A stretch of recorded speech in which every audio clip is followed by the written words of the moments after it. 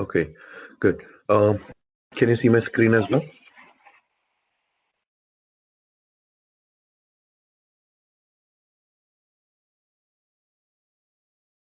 Can you guys see my screen? No. Yeah, Oh, yes. No, just now I got. okay, okay, all right. So I think just a quick recap. We were building this session object. We spoke few things about page layout. We spoke few things about the fields, different field types. We also created some validation rules yesterday.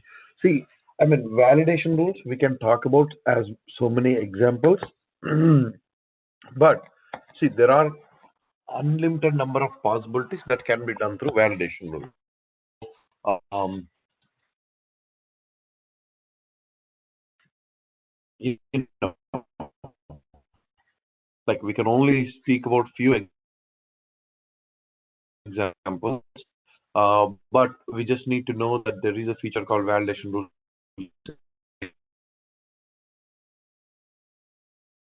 the database and we can display some error message. That's a concept that I want you guys to know that there are certain functions like we saw text is one of the function, text of something, and there are mathematical functions as well that are available that are provided by which like if condition case are available. Uh, Depending on our situation, we'll use it. You know, uh, you don't even have to know all of it. You can always go on a scenario base. Whenever you get a scenario,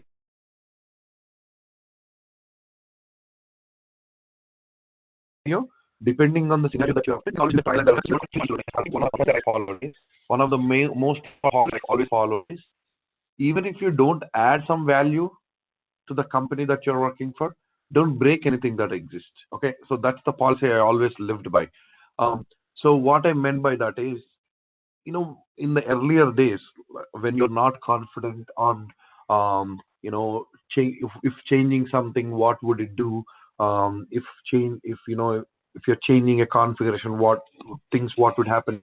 So when you're like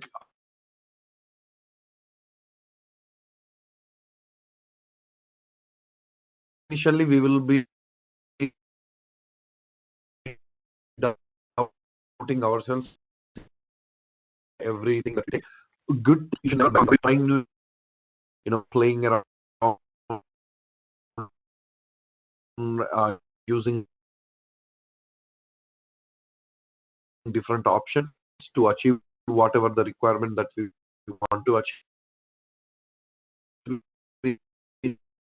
correctly. Okay. So always what I used to do is, let's say I got a requirement.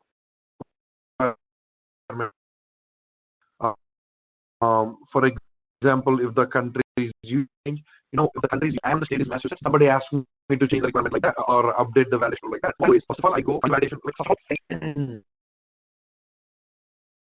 I play around and create some records. Just to see, from backend, we will be able to figure out what are the rules that are written. But just to get a clear clarification, I'll come here, create a session record, put the country as US, see the, nullify the zip code, and then update the record. Like, do some scenario as how to do this, right? Do like perform all these scenarios myself, make sure I understand what's really going on, and then I find the validation rule that I'm trying to update, take a backup of, like when I say backup, I'll just copy paste the error message, formula, everything into a notepad and save it, and then I'll start, updating whatever I want to do. You know, let's say I updated something, Uh, so if we have a backup, at least what we can do is, we can restore it to the way what I meant, like especially, especially writing code. Whenever if we are writing code, I do the backup from that.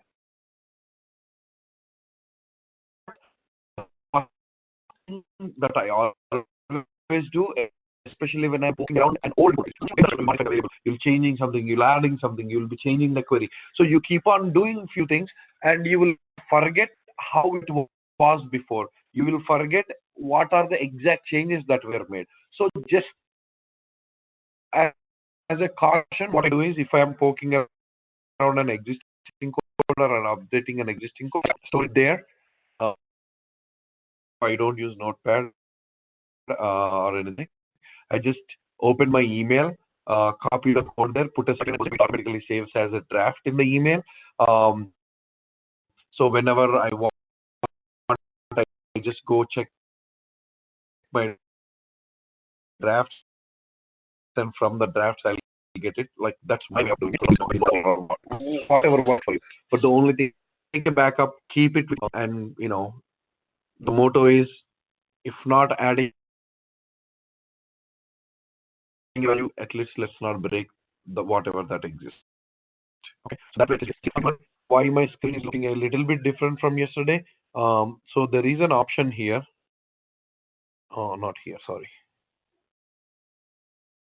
So there is an option here, display density. I put it to compact. By default, it's comfy. So when I just put comfy, it's a comfort look, which is, you get to see the fields. Like it would take more space to display the field, so I have to scroll and all. That's a default functionality of Salesforce, whereas it's very new. Like Salesforce gave this display density of compact, this option like probably 3-4 months ago. So I can just choose. I mean, I don't know why people would love copy. I'm like, I always want to see more information within less space. Look at this. How good is this? I'm able to see everything right within like that. So I prefer to leave it up to the user. Users can choose themselves whatever the display density that they want. Okay. Sometimes these small things make a difference. I'll tell you an example. So, I mean, as an admin, I might have read a release notes or somewhere where I got to know about this feature.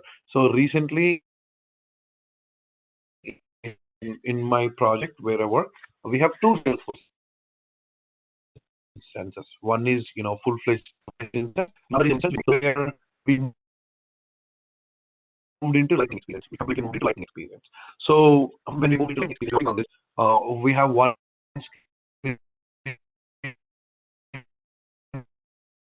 Shravan, today your where voice we have is too breaking a lot. many fields, and I was working with the business partner. Can you please now? I mean, from the start of the class, it is breaking a little bit. So,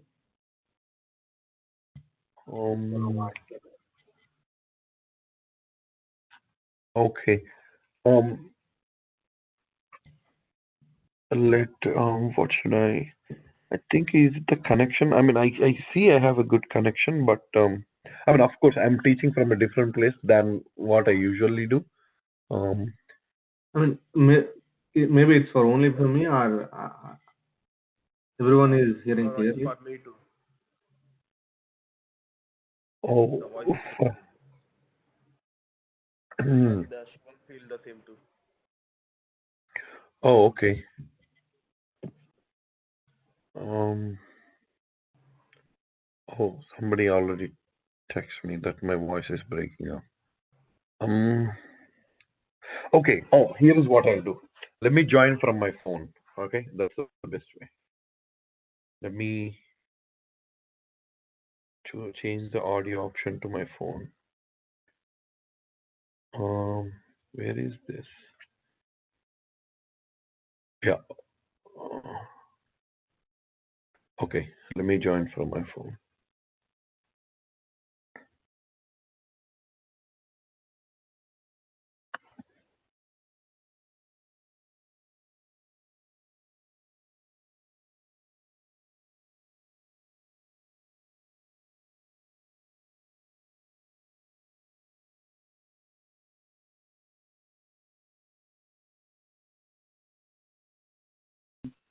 Okay, cool.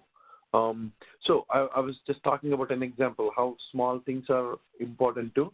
So I was in a meeting with one of the business partner where we enable lightning experience in one of the small Salesforce orgs, and there was a contact record where we had too many fields, and then she was struggling to scroll, and she was cussing about, oh, there are so many fields, and I showed her this option that, hey, there is an option where you can set it to compact, and you'll be able to see all the things in a smaller area.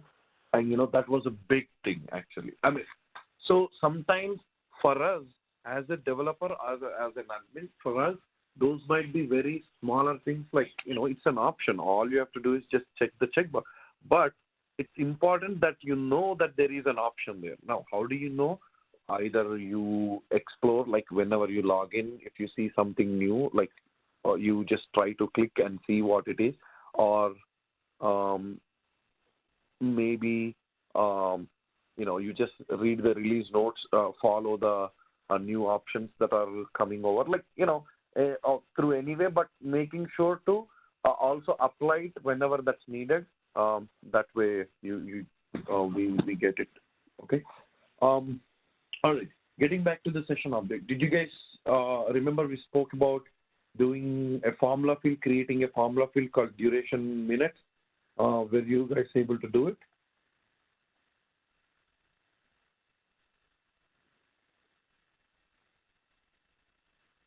Yes, anybody? Okay.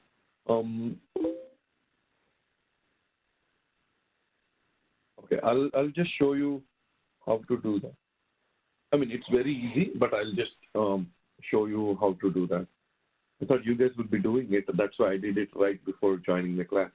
But I'll show you how to do that. Just find the session object.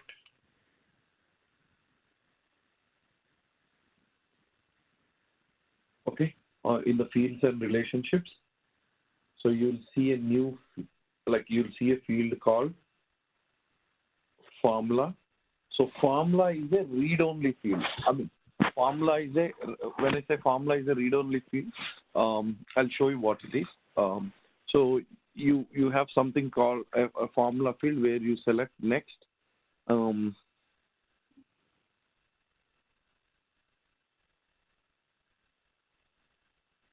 on, what happened to my screen?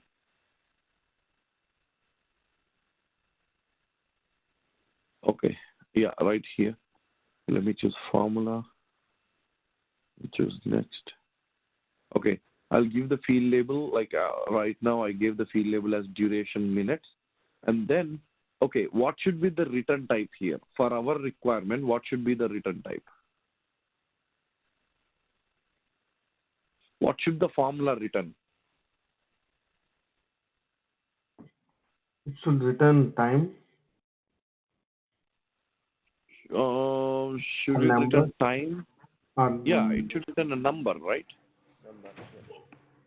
Yeah, because we are talking about duration in minutes. So it return a number like 120 minutes or 60 minutes, whatever. So I'll choose the return type as number. Now again, depending on your requirement, you will choose the formula return type. Okay. So I'll just choose. I mean, I already did it, but I'll just say to I won't create the field, but just to show you the example.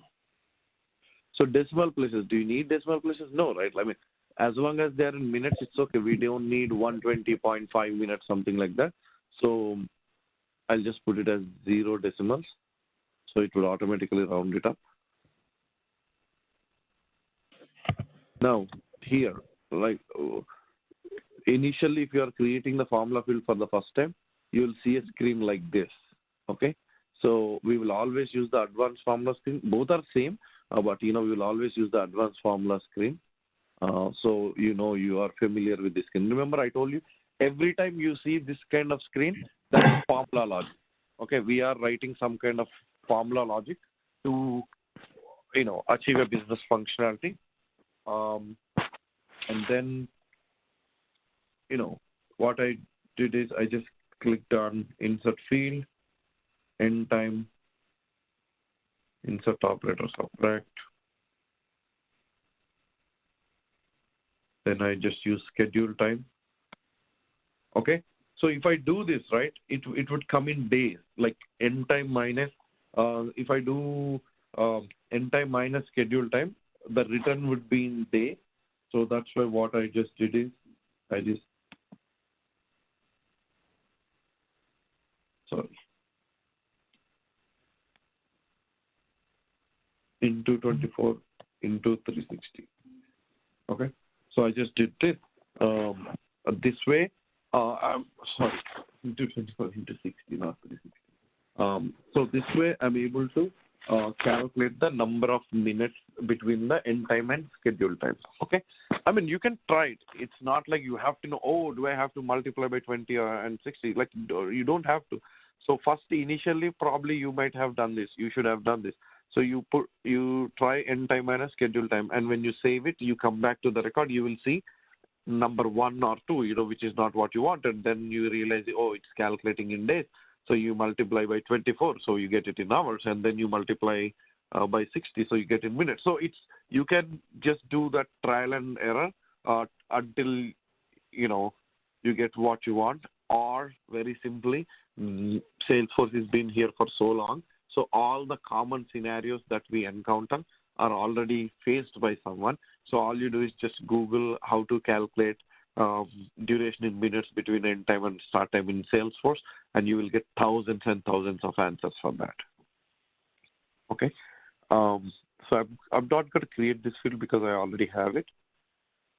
But if you see here, I have a schedule time, I have an end time, and automatically it's calculating the minutes. I'll just change the schedule time to 10 a.m. just to, you see, it's a read-only field. Okay. You will not be able to edit anything, but when I hit save, see, it automatically shows 120. Okay. So of course, does it make sense for a formula field to be editable? No, right? Like, formula field should never be editable because formula field is a reference. It's referencing these two fields, and the result is depending on whether the value in this or value in this is changed. So there is no, it doesn't make sense. The name itself is a formula field. It doesn't make sense for the formula field to be editable. But of course, when the values in the field where this formula is referencing, if those values change, absolutely this would change. So, that's why, like, it's always, you see, you don't see this pencil icon for the formula field. You don't see them indicating that it is just a read-only field. Even on edit mode, you will see the existing value, and only once the value is saved, only when you change these fields and hit save, that's when on the view mode, the formula will be recalculated. Okay? Any questions, guys, so far?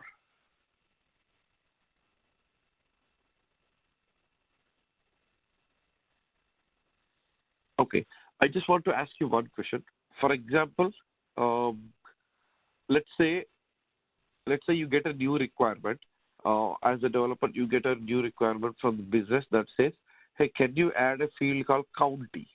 Right now we have street, city, country, state, postal code. And they asked, like, can you create a field called county? So what do we do? Of course.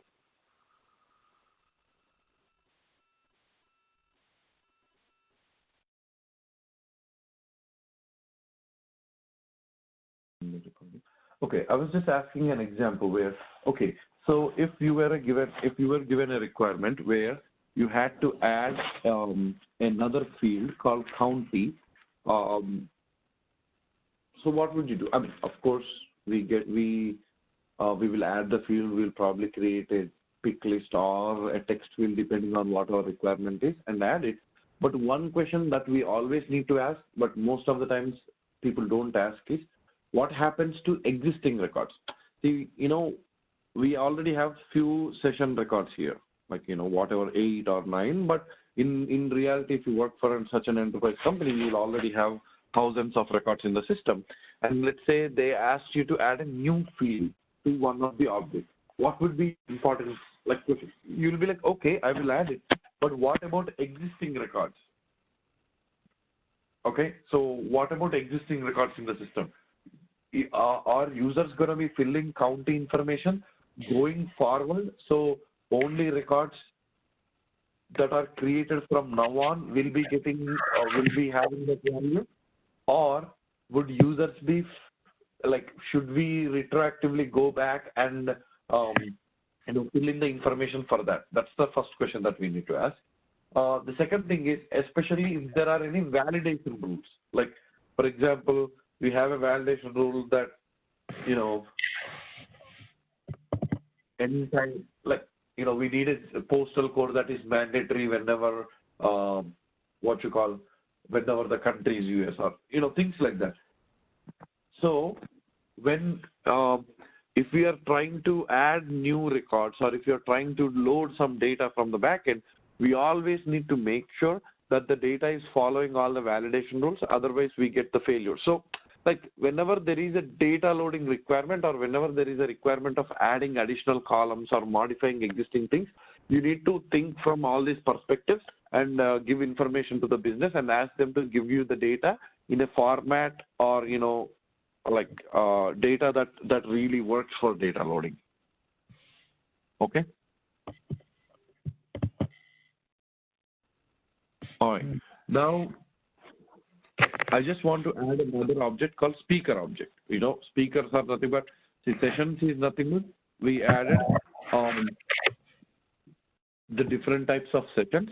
Now I want to add another object called the speaker object, where we will capture the information of the people who are going to be speaking at sessions. Okay. So for that, I'll just create another object.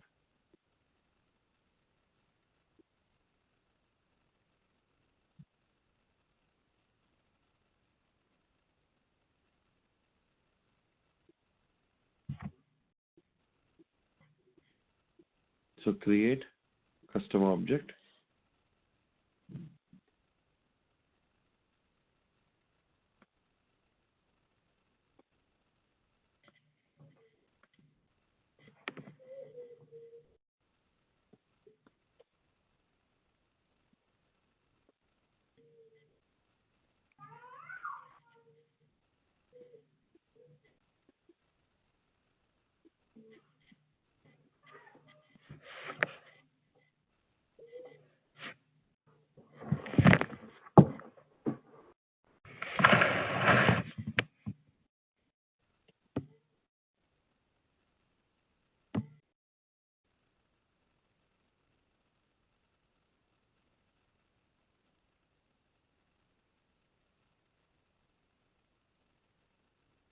Okay.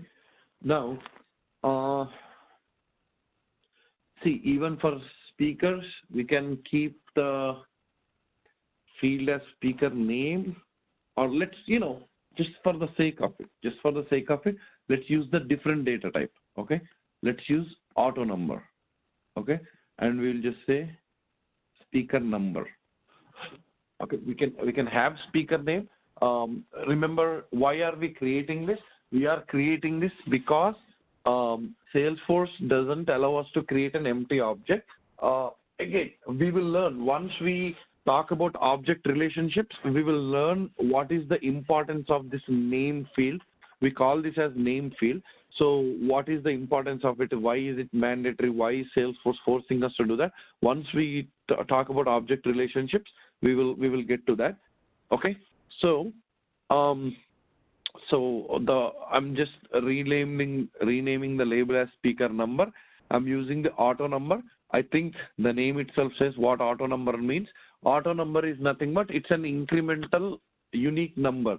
So for example, if you create a record, if you choose the number as 1, the next time you create a next record, it will automatically increase the number based on, for example, I think if you have seen any invoices or billing numbers, if you go to Walmart, if you see billing numbers, like on the print that you get, right, on the billing, there will be billing number. Usually these billing numbers are auto numbers, depending on the record that gets created, a number will be unique, automatically generated by the system, and you can control the format too. For example, here I'll just say,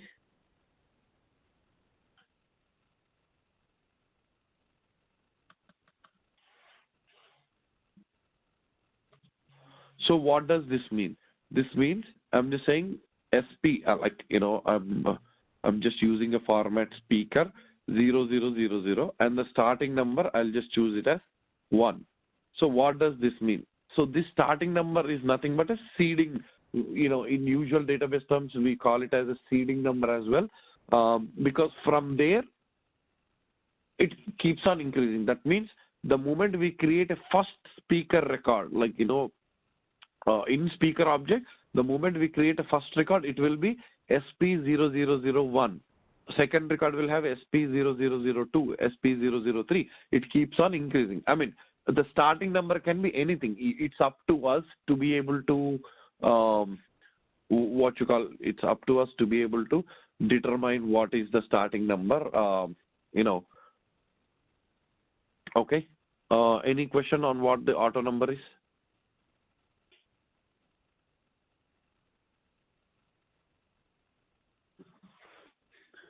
Okay. We will just choose allow reports, allow activities. I'll show you what track field history is as well. I'll keep it as deployed. Now, I want to create a tab.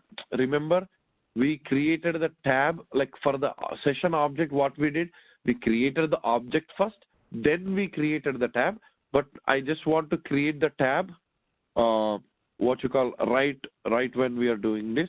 So launch new custom tab wizard. So I'll just hit save.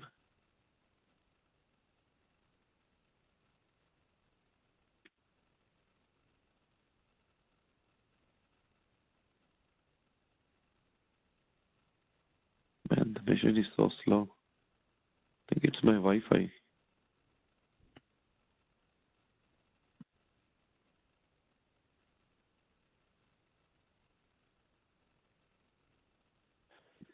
I'll just choose one, it doesn't matter which it is. I'm just creating a tab.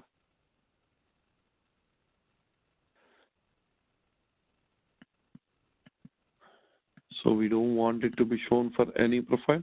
We only want it to be shown for system administrator. So I'm enabling it as default on for system admin.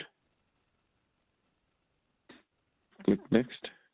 I don't want this to be included in any apps but conference management app. Just hit save.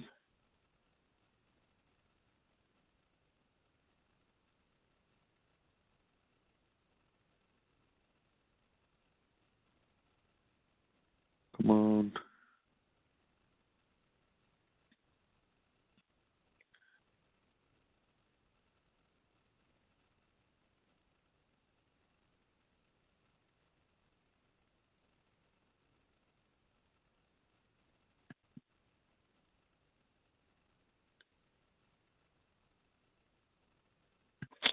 Come on.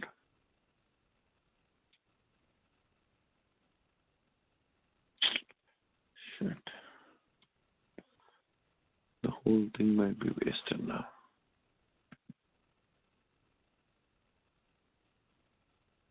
It's my fault, guys. It's not Salesforce, and it's my internet, and since it's unable to get the